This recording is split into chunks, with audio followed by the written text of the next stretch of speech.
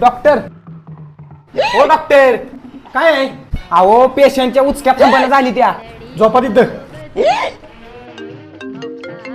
Hello. अहो doctor phone आलाय. Hello. अरे तुला मी म्हणले की नाही, तुला एका डोळ्याने दिसत नाही तर तुला एक डोळा बोकडाचा खाल्या, मग तुला सकाळ संध्याकाळ क्लिअर दिसल. बर मी आहे डॉक्टर ध्यानाडे, सगळ्याचा स्पेशलिस्ट. ती बघितलंय आता उचक्यात एवढ्या थांबवा.